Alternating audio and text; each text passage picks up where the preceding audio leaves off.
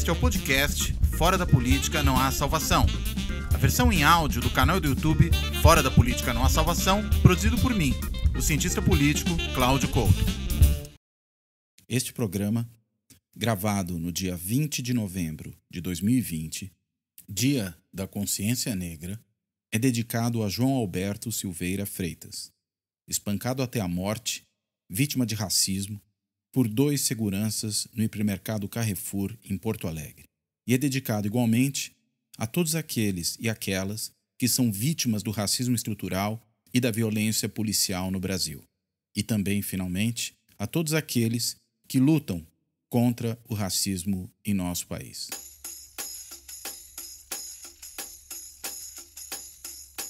Olá, esse Fora da Política Não Há Salvação, hoje não tem convidado.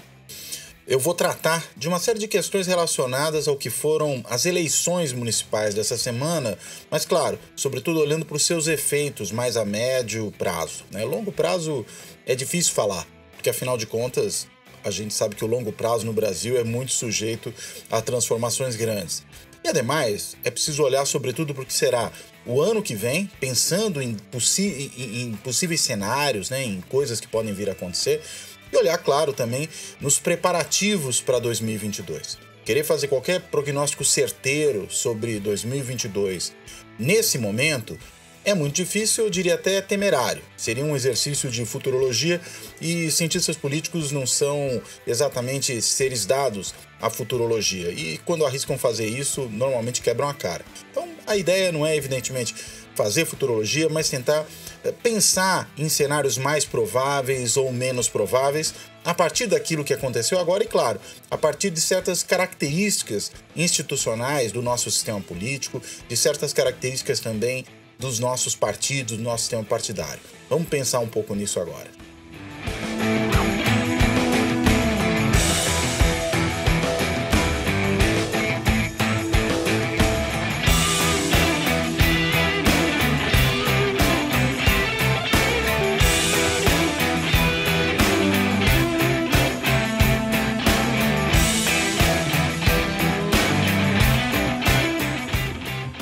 O aspecto importante dessas eleições de 2020 foi o fato de que o presidente da República, Jair Bolsonaro, não tem partido e, portanto, não teve um partido disputando as eleições que pudesse efetivamente representá-lo.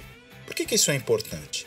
Porque normalmente os presidentes da República, nas eleições municipais subsequentes à sua posse, à sua eleição, ou mesmo às vezes no segundo mandato, depois da sua reeleição, eles têm, desde a redemocratização, apresentado um crescimento grande dessas agremiações. Ou seja, ter o presidente da República costuma ser um fator favorável ao crescimento do partido do presidente nas eleições municipais subsequentes. E claro que isso depois tem efeitos em outras eleições e em outras disputas políticas.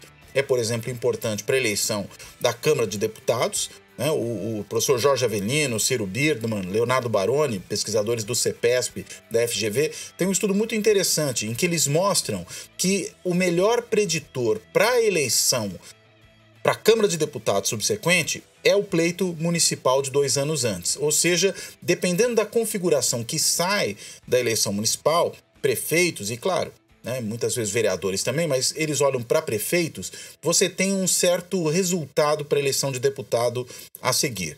E por que isso? Não é porque o eleitor ele seja exatamente o antecipador do seu voto. Ele vota no prefeito olhando para o que vai fazer depois para o deputado. Não se trata disso.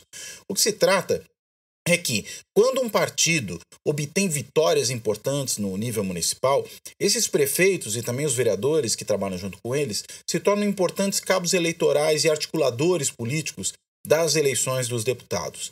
E aí, consequentemente, quem tem muitos prefeitos no estado, espalhados pelo território, em diversos municípios, terá esses prefeitos como lideranças importantes para articular a eleição dos deputados. Até porque os prefeitos têm interesse que os deputados levem depois recursos para suas cidades. Estar no mesmo partido ajuda muitíssimo, é muito importante, e é por isso que é um bom preditor. Pois bem, O Bolsonaro abriu mão de ter esse partido, ele dinamitou a relação com o partido pelo qual se elegeu, o PSL, e fracassou por completo na tentativa de criar um novo partido que teria sido o Aliança pelo Brasil, o conhecido 38ão. Ao perceber que não tinha tempo de viabilizar esse partido para as eleições municipais, o que o Bolsonaro fez? Procurou dizer que as uvas estavam verdes, ou seja, que na realidade ele nem estava tão preocupado assim em criar esse partido, isso não era um grande problema para ele. Mas muito mais, no meu entendimento, pelo fato de que fracassou nesse intento, do que porque essa fosse realmente a sua intenção desde o início. Se fosse, honestamente, acho que ele sequer teria começado a articular a criação desse partido, mobilizando, inclusive, aquela entourage mais próxima dele, sua advogada, enfim, dos seus filhos, um monte de gente ali importante em torno do Bolsonaro para essa tentativa de criação do Aliança pelo Brasil. O fato é, fracassou, o PSL, partido pelo qual ele se elegeu, teria a maior fatia do fundo eleitoral, justamente porque teve um bom desempenho nas eleições para deputados há 2 anos atrás, e o Bolsonaro jogou tudo isso fora, né? Quis enfrentar os caciques, ou o cacique principal do partido, o Bivar, né, para tomar o partido de assalto. Deu errado. Não conseguiu aquilo que queria. O fato é que chegou às eleições municipais sem ter esse partido, apoiando um ou outro candidato aqui ou ali, com alguma proximidade maior com republicanos, que, note, esse sim foi um partido que cresceu nas eleições municipais. Os seus 2 filhos no Rio de Janeiro, Carlos Bolsonaro e Flávio Bolsonaro, representantes políticos no Rio de Janeiro, ou pelo Rio de Janeiro, no caso do Flávio Bolsonaro, que é senador, os 2 se filiaram ao Republicanos, partido que nós sabemos é ligado não só à Igreja Universal, mas à Rede Record. Igreja Universal, Rede Record, Republicanos é meio que um conglomerado só que trabalha junto. E o Bolsonaro acabou apoiando os candidatos do Republicanos, muito claramente, a prefeito nas 2 capitais mais importantes do Sudeste, né? Rio de Janeiro e São Paulo. Fracassou nas 2, né? Fracassou em São Paulo retumbantemente, porque, de novo, o russomano derreteu durante a eleição, né? O picolé ao forno, né? Sempre acaba derretendo durante o processo eleitoral. E também acabou derrotado no Rio de Janeiro. Mas o Crivella foi para o segundo turno. Foi, mas é virtualmente um candidato derrotado. Tem 70% de reprovação. As primeiras pesquisas aí já apontaram que, inclusive, ele deve sofrer uma derrota acachapante nesse segundo turno, e não bastasse isso, começou a dar declarações despirocadas. Nós vimos esses dias o Crivella, por exemplo, proferindo impropérios contra o governador de São Paulo, João Dória, inclusive homofóbicos, coisas lamentáveis, e depois um vídeo grotesco, né, em que ele associa o PSOL ao Eduardo Paes, o PSOL é oposição ao Eduardo Paes, alguns dirigentes do PSOL até declaram que votarão no Eduardo Paes contra o Crivella, mas diz que o PSOL vai tomar de assalto a educação, né, e além disso vai promover a pedofilia na educação municipal infantil. É uma loucura o que foi dito ali. Claro que já teve respostas muito duras, tanto no primeiro caso do Dória, né, que apontou para o ocaso, né, para esse fim de carreira política do Crivella, que virá dessa derrota na eleição municipal do Rio de Janeiro, que é o fim, ele pode ainda ser eleito talvez deputado, alguma coisa, enfim, que ele não precise mais disputar uma eleição majoritária. E depois o Freixo também gravou um vídeo muito forte, muito contundente contra o Crivella, né? E claro, né, vai ter também consequências judiciais nas mais diversas esferas da justiça. O fato é, o Crivella é um virtual derrotado. Então o Bolsonaro amarrou o burro dele em 2 eleições fadadas ao fracasso. Do candidato que sempre derrete e do candidato que era profundamente rejeitado no Rio de Janeiro. Mas o fato é, o Republicanos, como eu falei, é um dos partidos que se saiu bem nessas eleições municipais, quando a gente olha o cenário geral. É um dos partidos que mais cresceu. Republicanos, PSD, DEM, né, que também cresceu bastante, PP. São todos partidos que compõem, com exceção do DEM, e já vou explicar por quê, aquele chamado centrão, ou seja, os partidos de adesão no nível nacional, aqueles que no Congresso aderem ao governo do dia, não interessa muito a sua orientação ideológica, mas que no fundo são partidos de perfil conservador, de perfil de direita. Mas não de direita ao ponto de rasgar dinheiro, ou seja, de deixar de apoiar um governo se houver alguma boa recompensa por trás.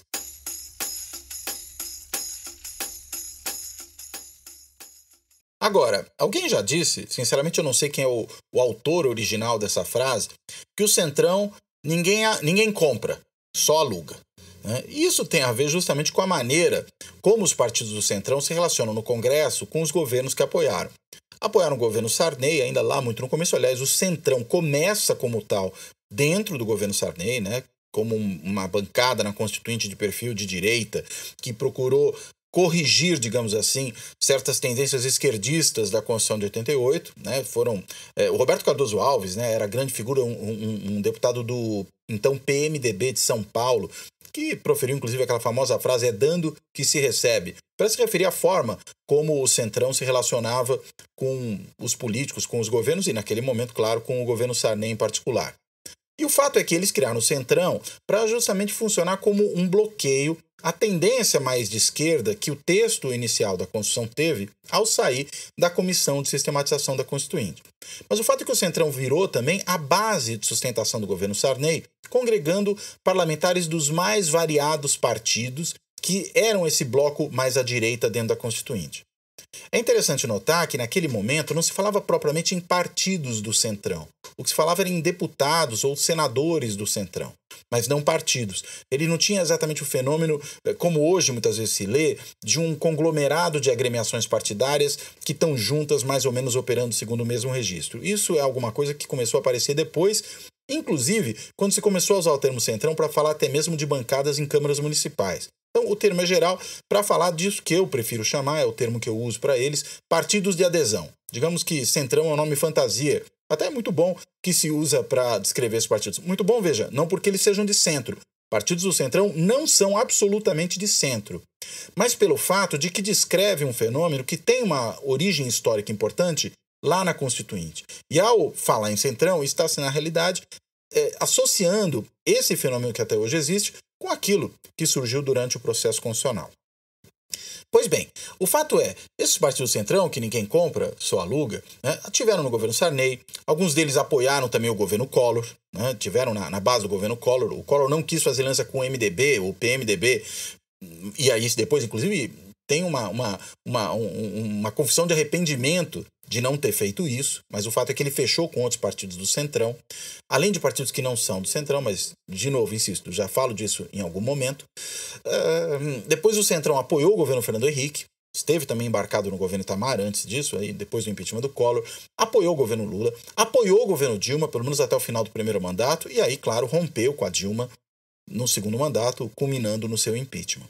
Mas notem, os partidos de adesão, eles aderem a qualquer governo, eles não têm exatamente uma preocupação ideológica forte. Não são partidos com uma coluna vertebral que impeça que eles se verguem às contingências do momento e façam bons negócios do ponto de vista dos interesses dos seus membros. Até por isso também, eles não costumam ter um programa político nacional que possa ser um programa capaz de, por exemplo, gerar um candidato presidencial. Para você ter um candidato presidencial, você precisa ter um programa mínimo, você precisa ter uma cara perceptível pelo país, né, que dê à sua proposta alguma, não só inteligibilidade, mas plausibilidade. O eleitor olha para você e fala, não, eu posso votar nesse partido porque eu sei que esse partido vai ter um programa para implementar, ainda que seja uma leitura intuitiva. Os partidos do Centrão não têm isso. É por isso, inclusive, que eles conseguem, nas eleições municipais, serem partidos bem-sucedidos. Porque quando a gente olha para a disputa municipal, ela é uma disputa muito menos ideologizada, muito menos clara em termos de programas nacionais e muito mais centrada em termos daquilo que a gente pode considerar uma gestão boa de políticas públicas de nível local. E quanto menor o município, mais claro fica esse cenário. Digo isso por quê? Porque quando você vai, claro, para municípios maiores, há uma certa tendência maior à ideologização e, inclusive, à nacionalização das disputas. Municípios grandes, grandes cidades, grandes capitais, são aqueles em que a disputa local tem um quê de disputa nacional. Não só porque a liderança política que se elege prefeito numa grande cidade pode depois se habilitar a ser um candidato, por exemplo, à presidência da República, mas também pelo fato de que as lideranças que disputam essas eleições municipais são lideranças que normalmente têm presença na política nacional. E aí, isso tudo produz um efeito em termos de nacionalização. Ou seja, nos municípios pequenos isso não acontece, nos médios também não vai acontecer muito. Agora, quando você vai para municípios maiores, capitais, grandes metrópoles, aí existe a possibilidade dessa nacionalização e ideologização da disputa. Mas voltando ao Centrão, o fato é, Esses partidos, como eles não têm exatamente essa ideologia tão clara, no limite são de direita, mas são de direita quando pega no calo, quando, por exemplo, tem uma proposta no Congresso que contraria interesses muito profundos de segmentos da sociedade ligados ao centrão. Por exemplo, igrejas evangélicas, que têm forte presença ali. Se a coisa for muito sensível para esses setores, você terá os parlamentares do centrão se posicionando contra. Caso contrário, eles tendem a acompanhar a posição do governo que apoiam, né? Quando apoiam, claro, se o governo montou a colisão, Bolsonaro foi, pelo menos durante um bom tempo, uma exceção a isso. Se tem, por exemplo, uma questão muito contrária aos interesses do setor rural, aqueles parlamentares do Centrão que integram a chamada bancada ruralista podem se posicionar contra. Mas veja, isso é episódico, isso é pontual. No limite, eles são realmente de direita, o seu discurso tende a ser um discurso mais de direita, muito mais voltado para a questão da lei e da ordem na área de segurança pública, para valores conservadores, mas eles são fundamentalmente pragmáticos. É por isso que puderam apoiar os dois governos do PT. Não tiveram dificuldade em ser base do Lula, em ser base da Dilma. Puderam ser base desses governos, mesmo não tendo posições ideológicas de fundo mais próximas dele. Mas hoje estão com o Bolsonaro. Quer dizer, estão com o Bolsonaro depois de 1 ano e meio, quando o Bolsonaro percebeu que corria riscos, tinha CPMI das fake news, tinha conversa sobre impeachment, tinha investigação ocorrendo no Supremo sobre ele, sobre sua família, seus filhos e aquele gabinete do ódio. Tem investigação no Rio de Janeiro chegando perto do Flávio Bolsonaro, chegando também perto do Eduardo. Enfim, você tem uma série de situações que começaram a colocar o Bolsonaro na berlinda. E aí ele começou a ter conversas com os deputados e senadores do Centrão para construir uma base de sustentação. E, de fato, firmou essa aliança. Começou, inclusive, a alienar alguns dos bolsonaristas de primeira hora que ocupavam cargos importantes no Congresso, por exemplo, líderes do governo na Câmara de Deputados, mesmo cargos dentro do governo, começaram também a dar espaço para políticos do Centrão, inclusive o seu ministro das Comunicações aí, o conhecido genro do Silvio Santos, também é um representante do Centrão, faz esse tipo de articulação política, o Arthur Lira, do PP, que negocia em nome do governo na Câmara, que quer ser presidente da Câmara para suceder o Rodrigo Maia. Enfim, esses partidos do Centrão constituem hoje, pelo menos, uma base defensiva do governo Bolsonaro para evitar que ele sofra um impeachment e consiga, ainda que não muito efetivamente, levar adiante alguma agenda. Eu digo não muito efetivamente porque é difícil saber qual é a agenda do governo Bolsonaro. É um governo tão confuso, tão bagunçado, que você veja, passou o primeiro ano, passou a reforma da Previdência, passou aquilo que vinha ainda como herança, inclusive de uma agenda mais à direita do governo Temer. O governo Bolsonaro ficou esse ano todo meio atarantado, sem conseguir encaminhar nada realmente importante, só criando confusão no meio da pandemia. Mas, para protegê-lo, o Centrão até que pode funcionar bem.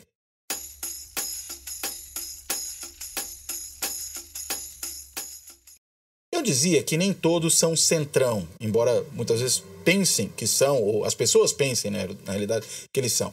Eu acho que o caso mais notável disso é o DEM, antigo PFL. E por que eu digo que o DEM não é centrão? O DEM não é centrão pelo fato de que o DEM, diferentemente de PP, diferentemente de PTB, diferentemente de PL, diferentemente de republicanos, não é um partido que não tenha conseguido, por exemplo, ficar na oposição durante um longo período. Quando a gente olha os governos Lula e Dilma, o DEM foi a oposição do primeiro ao último dia. O DEM jamais foi um partido que entrou no governo petista. Não quis saber disso. Ficou na oposição, foi base do governo do PSDB, inclusive compôs a chapa do Fernando Henrique, o Marco Maciel, então PFL, era o vice-presidente do Fernando Henrique durante os 8 anos, mas no que o Lula foi eleito e depois a Dilma foi eleita, o DEM, antes o PFL, antes de mudar de nome, ficou o tempo inteiro fazendo oposição, e uma oposição bastante dura aos governos do PT. Vejam, um partido de adesão não opera dessa maneira. O PMDB não fez isso. Todos esses outros que eu acabei de mencionar não fizeram isso. Todos eles aderiram ao governo petista, porque realmente não são exatamente vertebrados programaticamente. Não tem essa mesma preocupação de ter uma posição clara. Sendo assim, quando a gente fala do DEM, embora possa haver parlamentares no DEM que sejam, digamos, do perfil centrão, o partido como um todo não é. O que para ele é uma vantagem, por quê? Porque tendo crescido nessas eleições municipais, o DEM é um partido que eu diria é muito propenso a talvez construir uma candidatura de direita para as eleições de 2022. E eu até hoje, se fosse fazer uma aposta numa dessas bolsas de apostas, insisto, não é futurologia, é apenas uma aposta, um palpite, eu diria, o mais provável é que o DEM lance como candidato à presidência da República, ou pelo menos dentro da chapa presidencial, o até hoje ainda prefeito de Salvador, Antônio Carlos Magalhães Neto, o ACM Neto. Por que isso? Porque é um político que foi importante para o DEM dentro do Congresso enquanto foi deputado, é um político que vem de uma família política importantíssima no estado da Bahia e mesmo na política nacional. É um político que se saiu muito bem na Prefeitura de Salvador, foi bem avaliado e elegeu seu sucessor com o pé nas costas e estará agora, a partir dos próximos 2 anos, sem mandato. E ao estar sem mandato, pode fazer política basicamente mirando na próxima eleição. Se ele será ou não candidato, claro que eu não sei, né? Ele mesmo talvez ainda não saiba, mas eu diria, é difícil que alguém que sai de uma prefeitura importante como a de Salvador, com essa avaliação, com o controle do partido, ele é o presidente do partido, do DEM. Um partido que, insisto, não é de adesão, é um partido que tem essa capacidade de propor nomes em eleições majoritárias nacionais. E num momento em que, por exemplo, o PSDB está enfraquecido, em que o Bolsonaro, sem partido, né, não sabe-se como vai chegar exatamente lá. Tem apoio do Centrão? Tem. Mas a gente sabe que o Centrão não necessariamente estará com o Bolsonaro daqui a 2 anos se o Bolsonaro, por exemplo, estiver impopular, se o Bolsonaro for mal avaliado, né, se a situação econômica do país continuar muito ruim. E aí abre-se espaço para outros nesse campo da direita que possam concorrer com ele.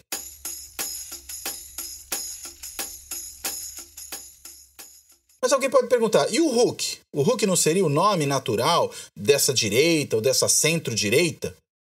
Veja, o Huck, a meu ver, tem um problema nesse momento. Qual é? O problema é, nós já estamos no outono dos outsiders e aventureiros.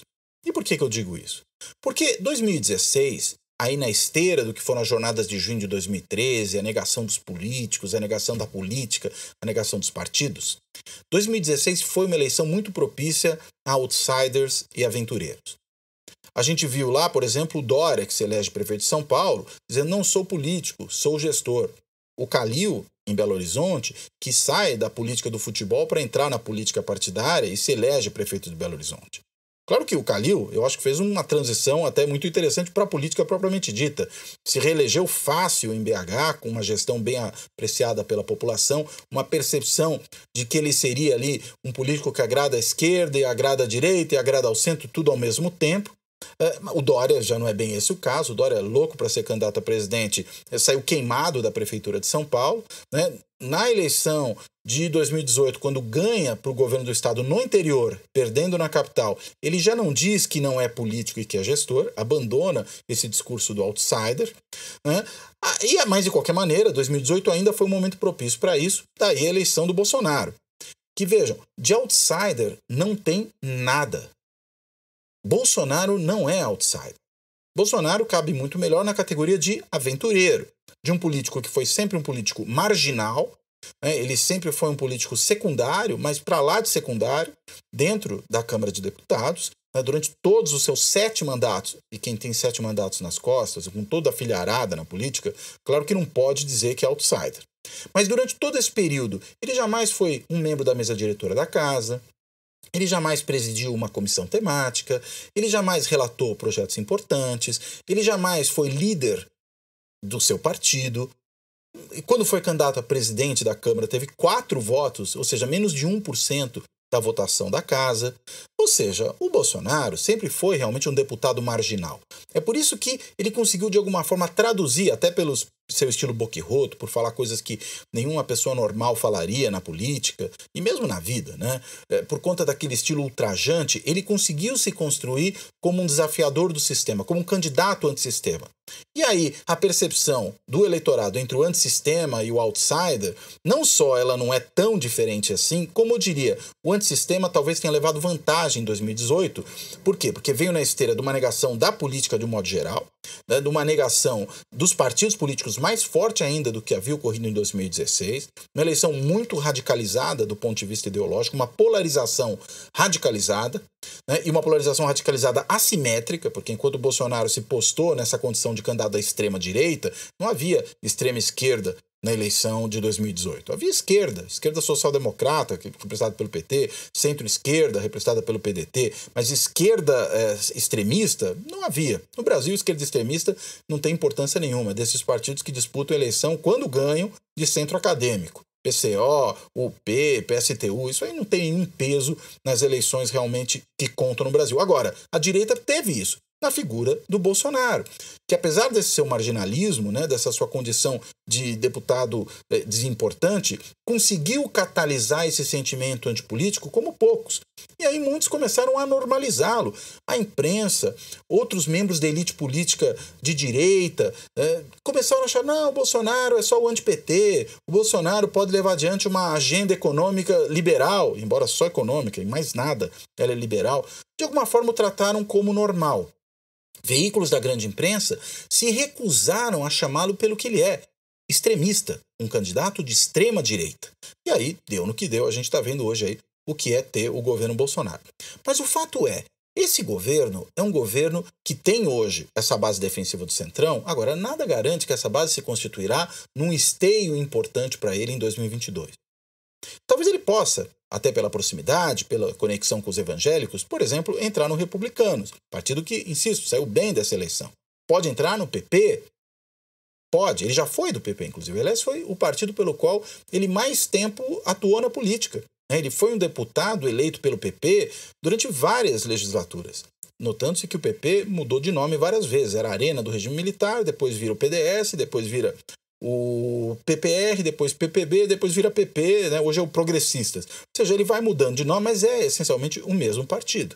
Só que também ele não só mudou de nome, mas ele mudou de perfil. Enquanto ainda era a Arena do regime militar, talvez até no momento inicial, enquanto ainda era o PDS, era claramente um partido de direita, vertebrado, digamos assim, do ponto de vista programático, até mesmo ideológico. Com o passar do tempo, ele foi perdendo essa característica. Quem assumiu muito mais esse perfil de um partido mais programático da direita foi o DEM, que saiu dele. O DEM é uma dissidência do velho PDS, nasce como Frente Liberal para eleger o Tancredo e depois vira Partido da Frente Liberal. Agora, o PP está aí há muito tempo aderindo a vários governos. O Bolsonaro, pois bem, esteve sempre lá. E muitas vezes votava de forma diferente do resto do partido. O partido votava com o governo, Bolsonaro votava diferente porque ele era o do contra, porque ele era o candidato, ou melhor dizendo, o deputado que não tinha compromisso com nada, tinha compromisso só com a sua base corporativa lá da segurança pública e com o seu discurso super radical. Que ele, inclusive, enfatiza a partir de um certo momento, né? Quando ele começa a tocar mais nessa questão da família, nessa questão dos valores conservadores, ele estabelece ali no antipetismo uma conexão com o evangelismo mais de direita para poder fazer um contraponto e se dá muito bem nisso. Tanto se dá muito bem que se elege com esse discurso falando de kit gay, falando, digamos, contra a ideologia de gênero e essa baboseira toda. Mas o fato é, o Bolsonaro consegue construir isso e aí eu diria, hoje não é tão difícil para ele, por exemplo, se aproximar de um partido como esse da Universal, do Republicanos, que tem figuras como o Crivella, que fala o que falou aí de educação nas escolas, né? Embora a gente sempre tenha que ter cautela, por quê? Porque o Republicanos é um partido que, inclusive, quando ainda era PRB, apoiou, inclusive, o governo Lula. O vice do Lula, José Alencar, esteve no PRB, ele foi membro desse partido, do PRB. Então, vamos com calma, é um partido de adesão, não rasga dinheiro. A Rede Record, quando você olha a programação dela, tem lá os programas ligados à igreja evangélica, mas tem muita programação que nada tem a ver, digamos, com uma pregação moral contra, digamos, a imoralidade, né, do sexo livre ou coisas do tipo. Basta ver aí o reality show que eles organizam. Não tem nenhuma relação com isso, muito pelo contrário. Então, não sabemos até que ponto o republicano, se perceber que o barco do Bolsonaro começa a fazer água, caminha com ele firme até 2022.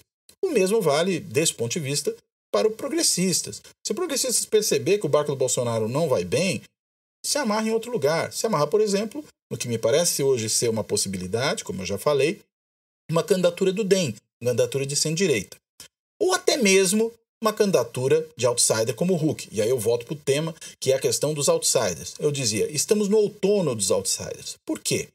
Porque, na realidade, 2016, como eu falei, já foi aquela campanha propícia a outsiders. 2018, pelo que eu dizia agora, também foi um momento propício.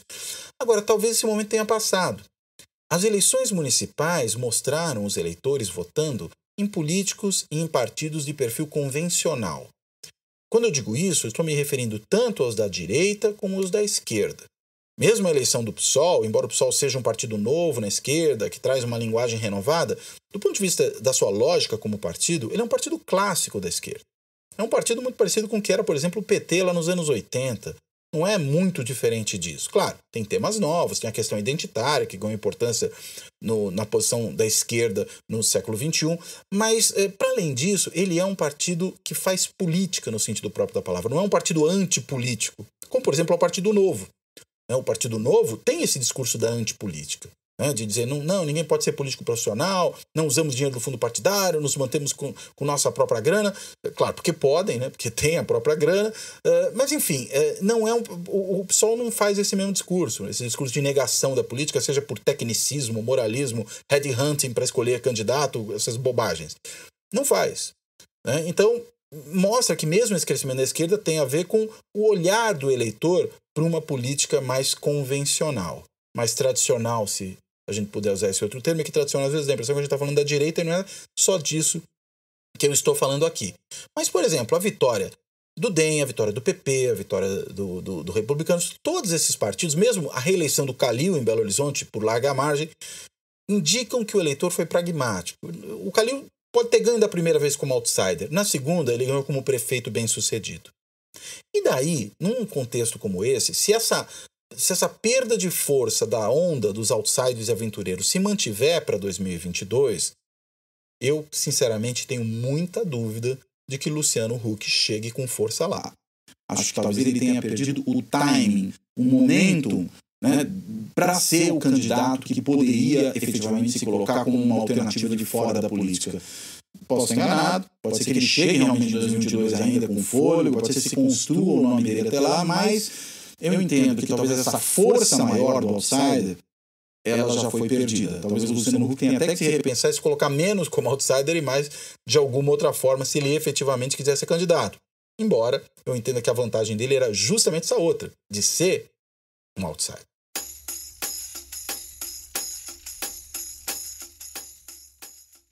Agora, só para fechar, uma palavrinha sobre a questão aí da chamada Aliança de Centro Democrática ou Aliança Democrática Antibolsonarista. Esses dias mesmo se discutiu essa possibilidade de uma candidatura única de centro, e o gozado é que se apresentou como de centro a aliança entre o que poderia ser Huck e Moro. Embora o Huck talvez seja de fato um político de centro, ou pelo que a gente já viu ele declarando anteriormente, de centro-direita, o Huck, como um candidato de centro, como um político de centro, realmente não faz sentido algum. O Moro é um político de direita radical. E por que eu digo isso? Não só pelo fato de que ele embarcou no governo Bolsonaro na primeira hora, que nunca se opôs a uma série de iniciativas radicais do governo Bolsonaro no campo da direita, como, por exemplo, a questão toda do desarmamento, que o Bolsonaro foi desmontando ao longo do tempo, foi permitindo o acesso de armas, sabe-se lá por quem. Ou seja, essa criação, a meu ver, do que são milícias pelo país bolsonaristas armadas.